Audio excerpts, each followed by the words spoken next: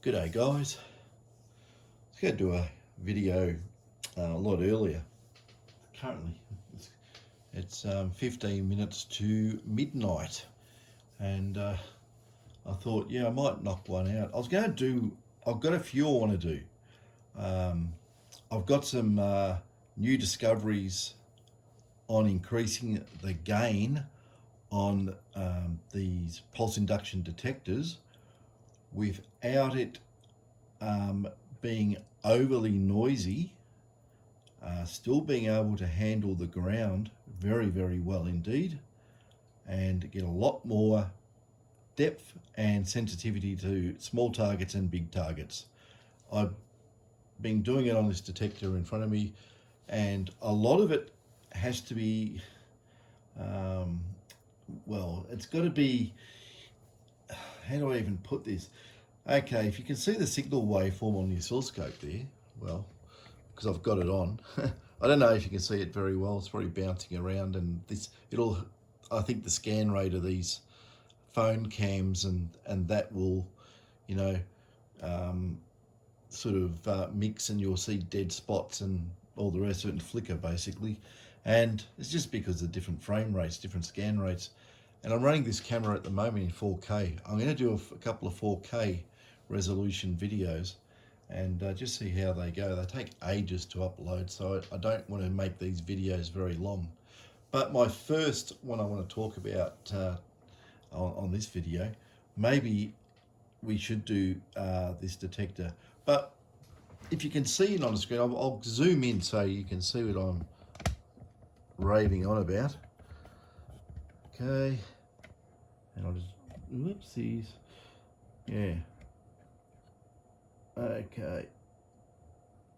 Well, it's probably flashing for you because I'm looking at it on the back screen and it's flashing a bit, especially where it says 528.5 microseconds at the top. It's all over the shop. But believe me, the scope display is rock solid. Looking at it with some eyeballs, but the camera may be telling a different story. But what our beef is with these detectors, and they've actually tried to reduce this effect, and this is probably why they have a particular fixed top end amount of gain, and yeah, you can't run endless gain on these detectors. Not that you want to, but you in general you can't really increase it much by adding extra circuitry in the detector. But I found how to push past a level. What we've been finding is that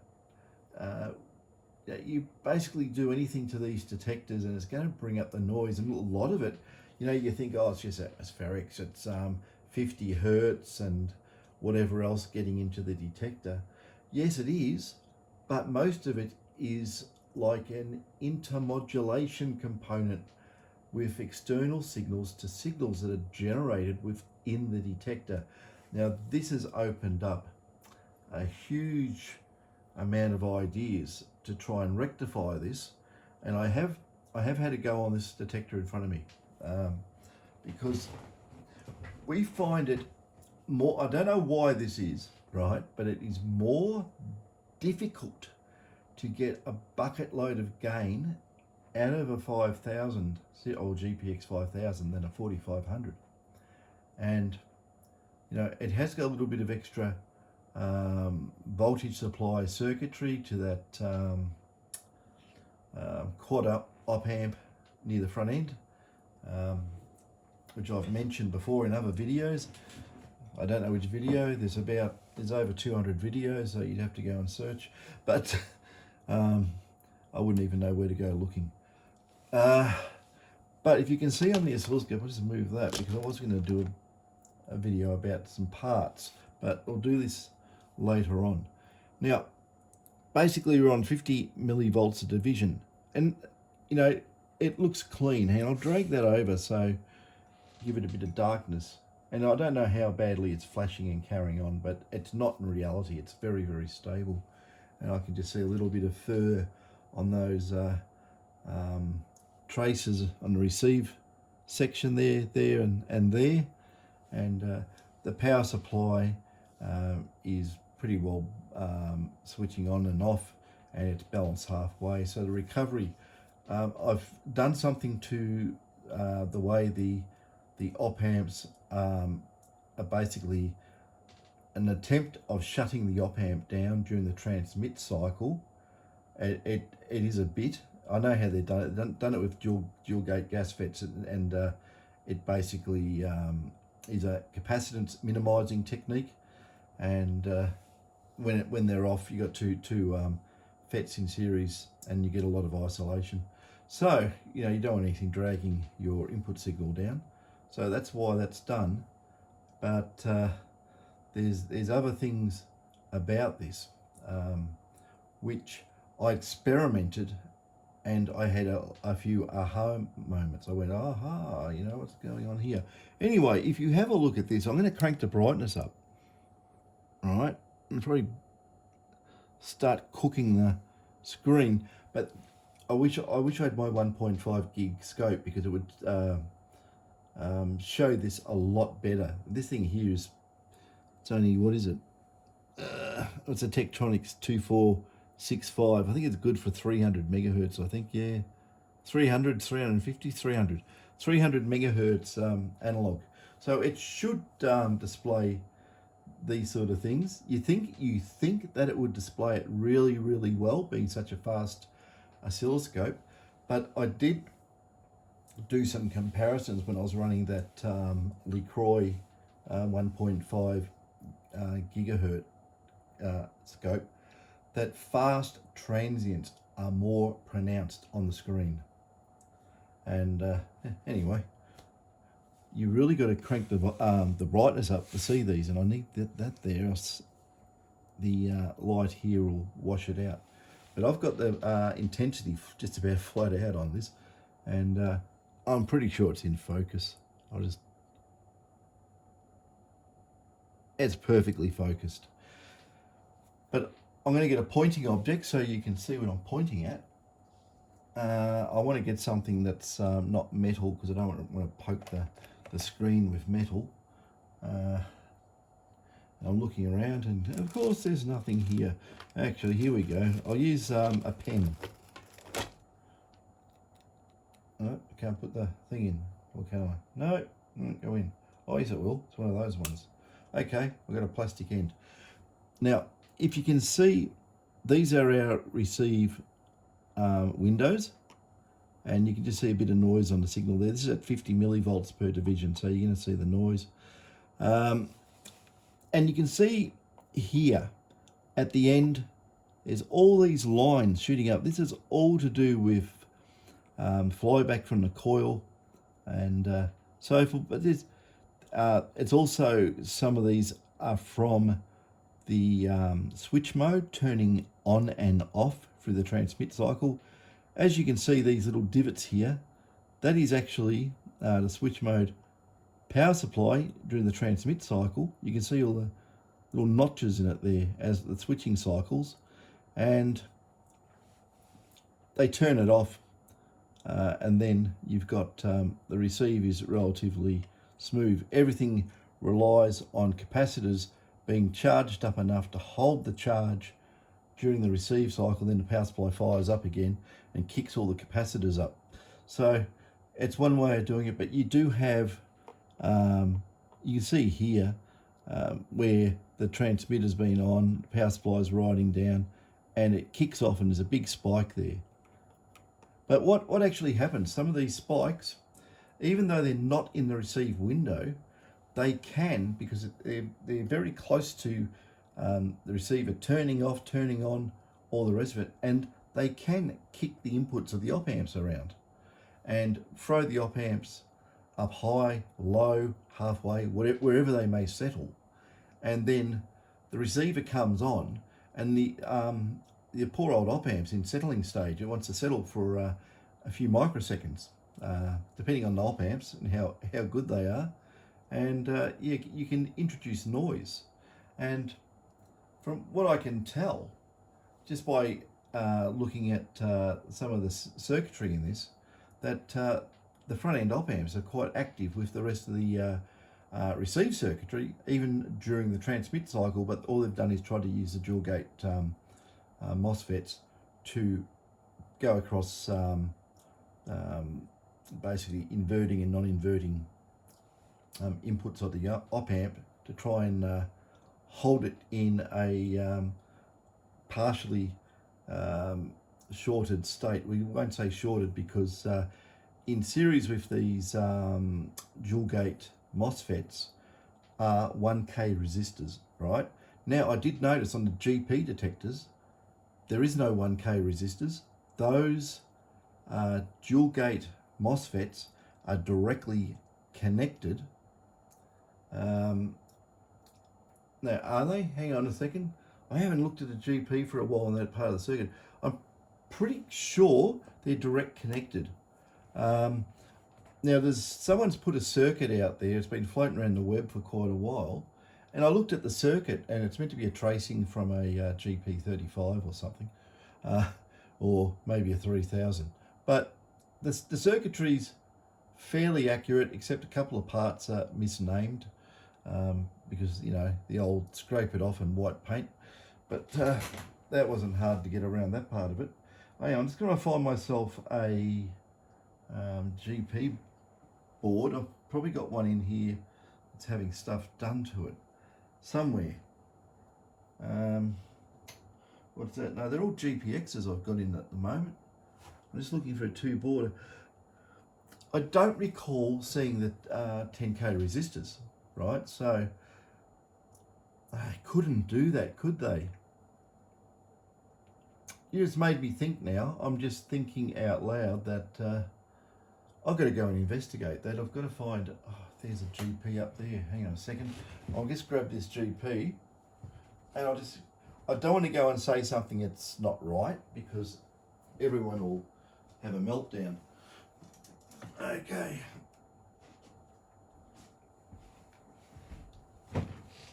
I've got stuff on the bench, so what we're going to do, I've got this here, and okay, we're going to spin it around. This is one that is just let's turn this around so you can have a look at it. So, there's going to be a bit of camera shake and all the rest. Now, this is what happens when you run out of bench space. You start putting jobs on your lap, and it's not a really good idea. But on the GPXs, I'll just use a multimeter probe to point. This has had a fair bit of work. This has been kicking around for years. I think it's an Extreme. It is. It's a GP Extreme. It's been kicking around for years. I think it's my first GP Extreme I bought. Yeah, it's got that extra earthing wire there. Now, on the GPXs, let's have a look at this to make sure I've got it in frame. There is a little 10K resistor around here and another one here. Little tiny ones, next size down than a 0805 size resistor. But there's nothing there. There's no resistors there. That's the drive. Got a couple of BAV99s there.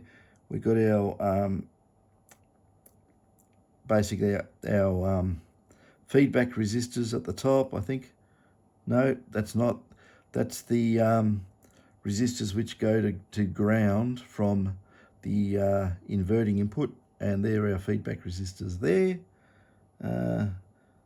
We've got our clamp speed up diodes here, which are, you know, back-to-back diodes across the feedback resistor. There's something I'm going to mention about that too later. But just knowing the circuit, I mean, I'm not going to go and get the schematic and stick it up on the web so everyone can look at it. I can't do that. That will cause me a ton of grief doing stuff like that. We start getting nasty letters in the mailbox. It happened before, and I'm not going to tempt it happening again. So I'm just looking around the front end on this. I could just meter it out. There's those little dual gate MOSFETs.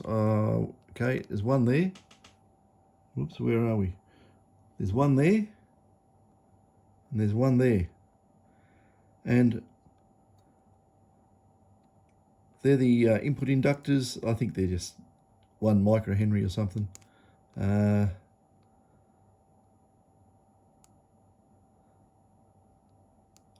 there's nothing there. I don't think there's anything there. There's these 2 big resistors here. I've never examined what they are. I never ever worried about it. They sit there and do their thing. They could be part of the power supply. It might be, you know, little low value ones that are in series somewhere. I don't know. I've never bothered taking the heat shrink off them and having a look. So, yeah. No, I'm pretty convinced that this doesn't have the resistors. Somehow they've connected the dual gate MOSFETs directly to the non-inverting input.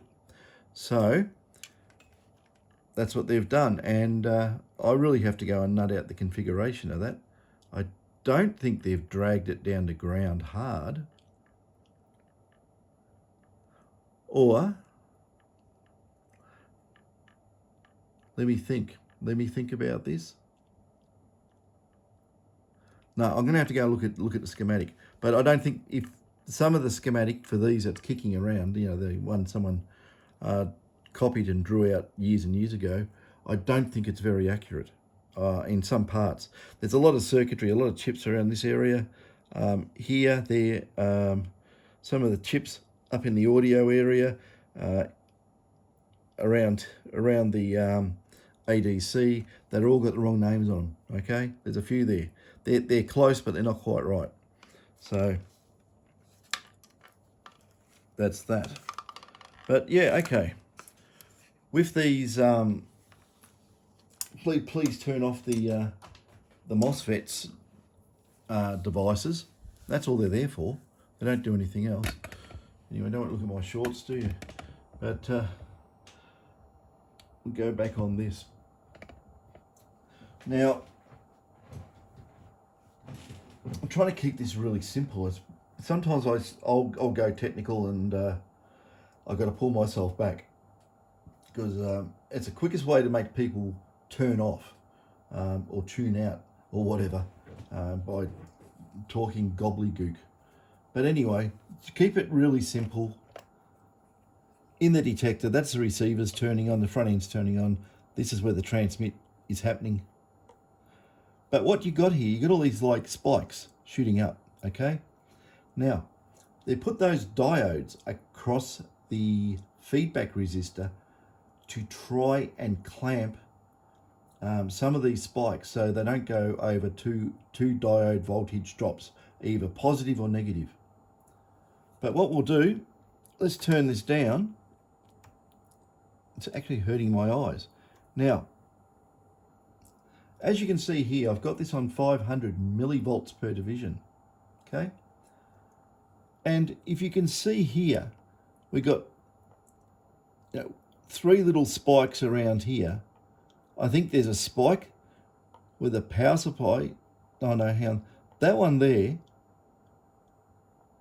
no, it actually coincides with the power supply turning on. I don't know if you can see it very clearly. Then you've got, just making sure I've got this on the right hold off and trigger levels, so we haven't got spurious mixing going on in there.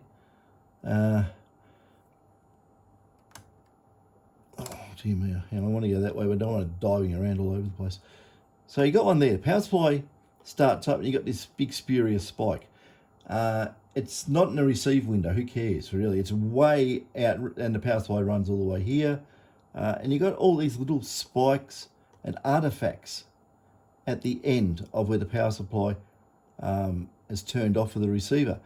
Do these die off and ring and get carried into the receive windows? Now, when I had the 1.5 gig scope, right, and I had a look at it really, really carefully, I could see that there was ringing on part of it, that it just showed a decrease in amplitude, but it went into the receive window, which I thought was not good.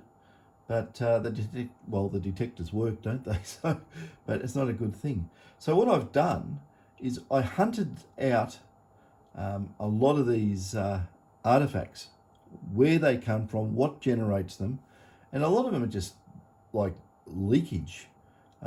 You've got your. I have to loosen this. When you look at this thing here, for instance, there's your power for your transmit all along here, right next to the receiver.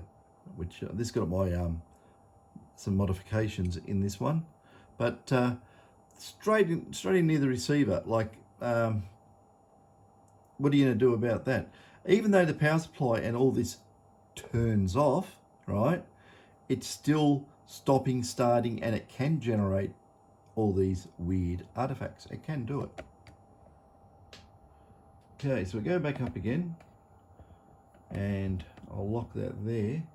Now I'll just drop this down from 500. Look, we're at 500 millivolts per division, right? And if you look at the screen, I've got to put this up in the middle. I was running 2 channels before I had to separate them. But anyway, if we hit here, 500 millivolts in, so it's 500, 1 volt, 1.5 volts, a little bit over 1.5 volts going positive, and same again going negative, right? Now, it's not in the feedback path because there's a two diode drop each way. So those diodes, you can say they're 0.6 of a volt. So basically 1.2 volts. These are going above. Now, I've done some other little experiments with different type of clamping on the input of those MOSFETs, and I can get these right down very, very low indeed. Now, there's other ways of doing it. On those, I was saying on these boards that have the feedback resistors, the feedback clamping area, they have the resistors, the 1K resistors. That is very interesting too, because there's also high frequency noise there. And what I did there, I just used one single BAV99 diode, bidirectional, and put it across the resistors. That actually got rid of a lot of noise. That was very interesting to do that. This detector, even though it is a stack of gain, right, it's relatively quiet. It really is. I'll give you an idea on that too, because I've got it running at the moment. All I'm going to do is turn the audio on, whichever way I turn it.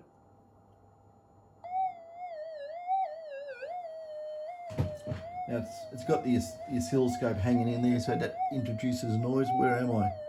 Okay. I've got this on the highest frequency it runs, and the front end gain on that detector is full in the room, and I've got it in cancel mode, but like I say, I've got the gain on this cranked right up, like absolute crazy. It's a hell of a lot more gain than what it does normally, but it's very hard to increase the gain in multi-stages the way I've done it, and also try and keep or suppress any part of the circuit amplifying spurious emissions, and not lose the time response of the circuit, so that we can actually capture very small, fast signals without squashing them into the nothingness. So, but bear with me. I'll use that little fly speck on the end of the stick there, a little 0.05 gram. But if you ever listen to this, I mean, it just about, well, if I touch the coil, it probably will overload it. Okay, it screams. So that's on a massive amount of gain, and it ground balances. Yeah, I just whack it with the Kalgoorlie hot rock, the basically iron thing. I'll turn the audio amp down because everyone's probably asleep and they're going to go nuts. Right, so bear with me. I'll just put this, it's in, I'll put it into, it's fixed, tracking, click, okay?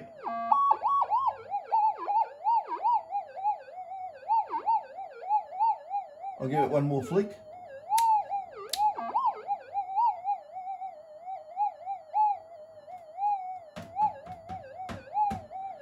Okay, that was in fine gold, by the way.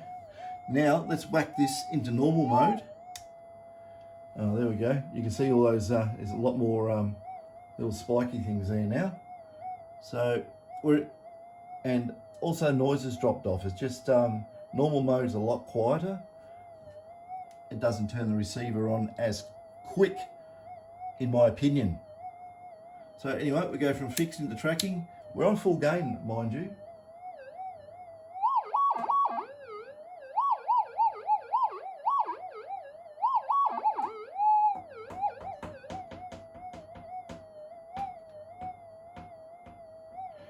Totally, if you can see, I can't see what I'm looking at, but anyway, up there somewhere,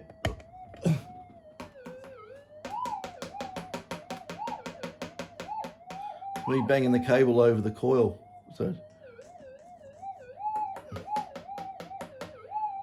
So there's a hot rock cancellation. Like I say, this is full gain. That one there, it's got the front end gain connected up, and I can't go anymore. It's full. So, and on enhance, the response out of this is astronomically fantastic on the that 0.05. If I can get onto the core, because I put leads going across it, but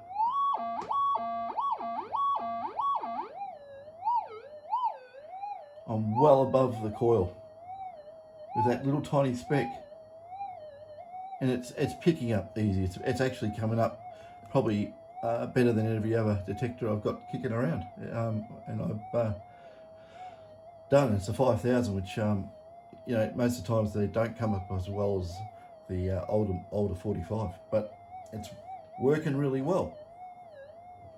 So, to give you an idea, I'll turn this amp up a bit again so it's loud.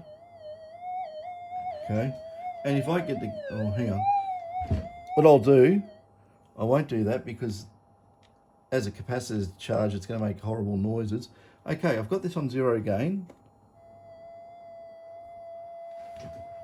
So you can probably hear just a little bit of warble. Probably the oscilloscope's making noise and coupling it in through the connectors there, like I say. But that is extremely quiet. Even in cancel mode, it's extremely quiet. Now, it's also in enhance, and if we go to normal mode, yeah, I haven't tuned it or anything, but usually normal mode is just nothing. It's getting a little bit of a tiny bit of stuff coming through. But you know, if we get this, can we still detect on no gain? Yes, not a problem. So the gain range on the input stage is really good on this now. I've still got to do a lot more tidy up, and I've got to get rid of those artifacts, because when I did reduce those spikes, the sensitivity started coming up in the detector. Now you got to remember too, I've got this in clocking a little bit faster than normal. We can put in the variable frequency, so we can get anywhere, well, within reason. Don't want to push too much range, but we can go down, because it runs various pulses and that, you can't give it a frequency, because, you know, a frequency doesn't, you know, go 35 microseconds and then 120 microseconds. I mean, what's that? That's one will be one frequency, and those three are one frequency, but you start putting it together in series, it's not a continuous oscillation. You can't give it a frequency. So basically, I just work it out, and the yardstick is on the receive window. I just look at the receive window time, where it's, you know, the transmitter's turned off and that. and we can adjust that window. Normally they sit at about 35 or 36 microseconds on these detectors in normal mode, mind you, and we usually give it a window. We can run it up to about 40 microseconds, puts out big long pulses, mainly for big coils, and with that extended transmit on time, it also has an extended off time before the receiver comes on, but that's the help. Just get rid of anything like conductive clay signals, stuff like that, salts, whatever. And if you're using a big coil and big targets, they're going to ring like a bell anyway, and you're still going to hear it. So I'll turn this audio off, it's driving me bonkers. So that's the story with that. You know, there's a lot of stuff that can be done. A lot of that, you know, all those spikes and things sitting in there. So I've got that back at 500 millivolts, half a volt a division. So I have done a lot of stuff trying to squash those things down, because I'll tell you what happens, okay? When the levels become too great with those spikes. Now, you know how they got the dual gate MOSFETs on the input stage of the first op amps. Obviously, it's a good place to put it because everything after that's amplified. What happens though, if you run the gain too high and you're still trying to clamp it, it gets difficult to clamp because you've got a lot more current and you're really belting things harder. So what ends up happening is these spikes straight into the 4053 mux, and it mucks it up. Oh, okay, that was a lame joke, wasn't it? Mucks it up. So the poor old 4053 was just a bunch of switches, really, or solid state switches. Yeah, it really screws it up with high level signal levels. But the worst thing is those fast damn spikes getting into that as well. It throws it around, and there is no reset mechanism for residuals on any of the inputs or outputs.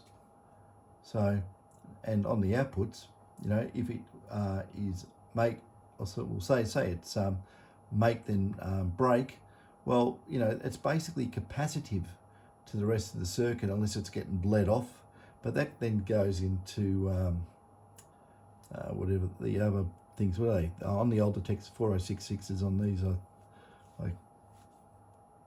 Yeah, bloody escapes me what they are. But anyway, I think they're all 405. I think everything on these things is 4053s, isn't it? And the rest of it's done digital.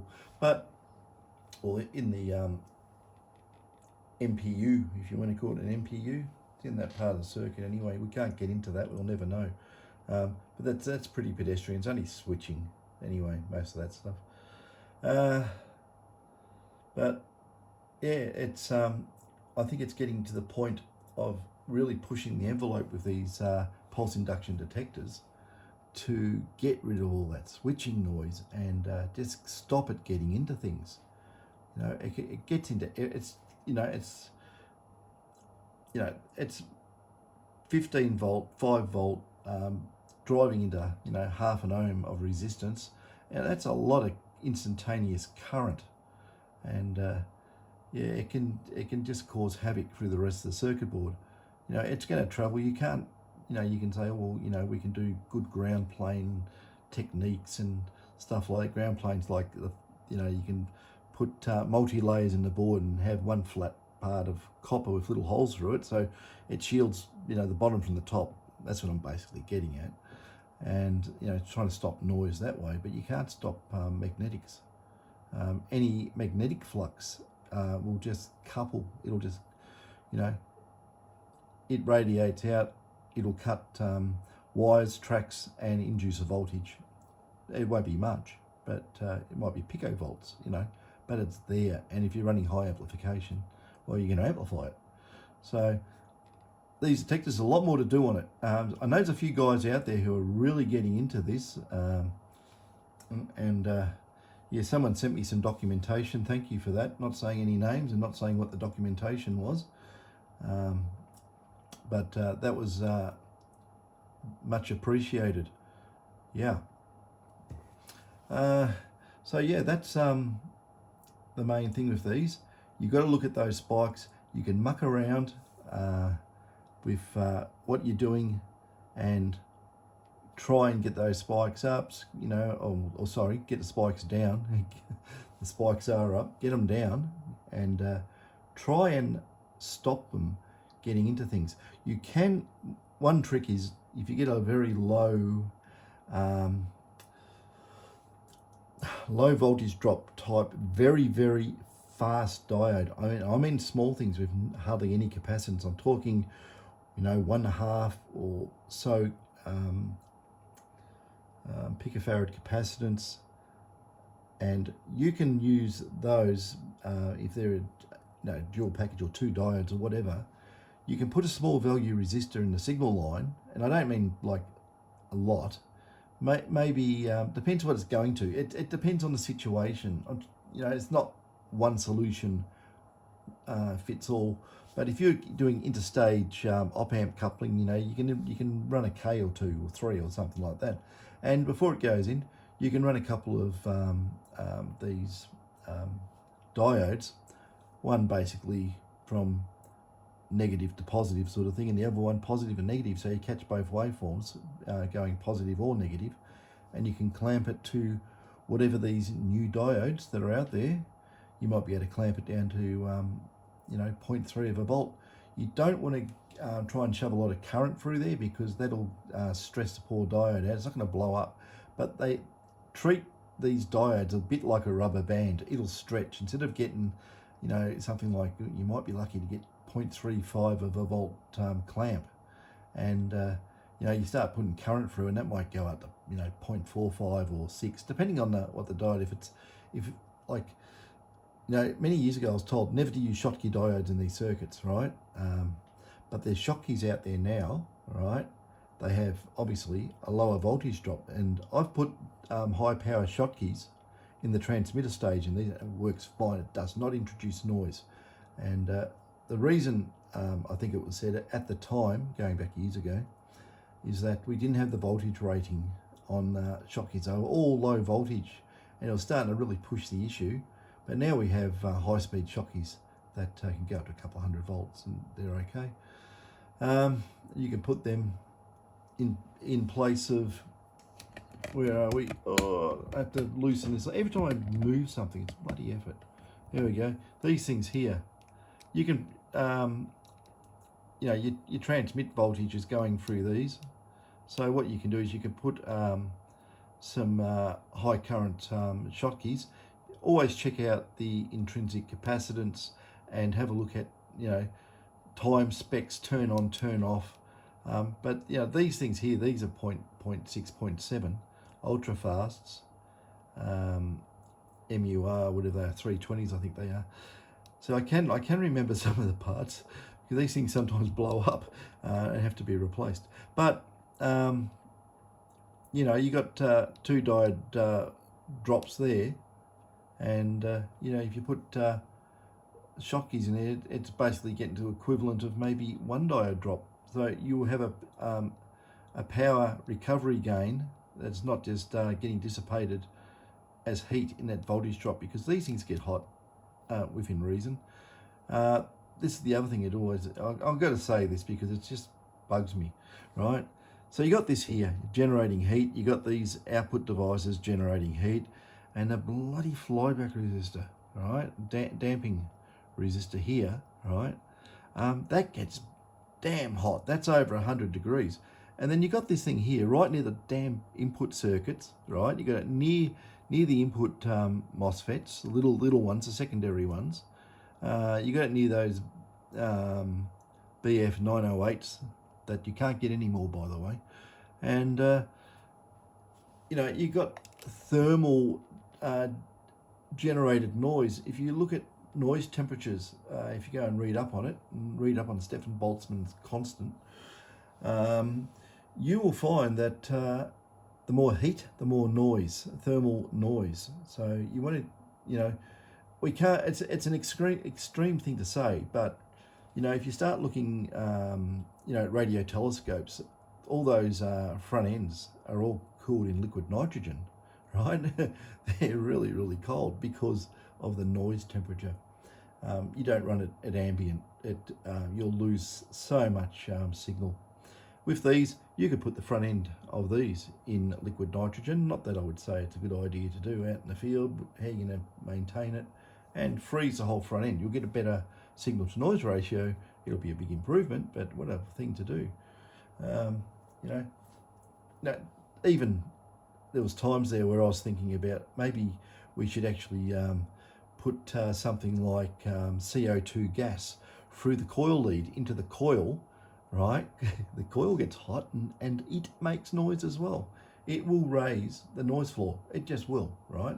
So you imagine that. You can have a couple of tanks on your back, and you can run some plastic tubing down to your coil and have an in and out, and you can pump some freezing cold CO2 through it. These things, you know, will improve it. Are they feasible? You know, it's a freaking big thing, isn't it? You know, if you want to put a couple of car batteries on your back, you can run Peltier devices, you know, and fans and things, and cool everything that way, but you don't get much cooling effect. It's only, I think, a 20-degree drop or something, isn't it? But yeah, keep things cold. Cold works better. And speaking of that, I know, right, and when I first got told about this, I said, that's freaking crazy. But I know prospectors that during their lunch break, these guys are over in Western Australia, they take their detectors off and put them in the esky, right? I mean, with ice or in the fridge. They put their detectors in the fridge and they cool them, right? And they go out detecting with a frozen detector, right? And the report is that it improves the detector. I can't say, you know, that it's not going to do that, because if it's 40 degrees out in the sun, that detector's going to get hot, and obviously you have thermal radiation from the case to the board, and it's generating its own heat. How hot does it get in there? Yeah, it'd buy you some time running around the hot areas. You know, it sounds loony, doesn't it? But they put liquid nitrogen in radio telescopes. Okay, so it's quite amazing. Anyway, there's probably enough waffle. It's nearly 12:30. I better get off this. But yeah, just all you experimenters out there mucking around with this stuff, just remember, these are the enemy. These are the enemy. Get them off your signal lines any way you can, but don't crush your signal. Don't slow it down. Don't alter its phase. Don't do anything like that, because then you'll lose target response. You've got to keep it fast. You know, if you could do this digitally, running it into a very, very high speed ADC, and with a bit of code, and very careful, very, very carefully knock all these things out and then put it into your demux. But what a job that would be. It can be done, but I'm not doing it. It's above my pay grade. So that's that. I'm going to bed. Catches.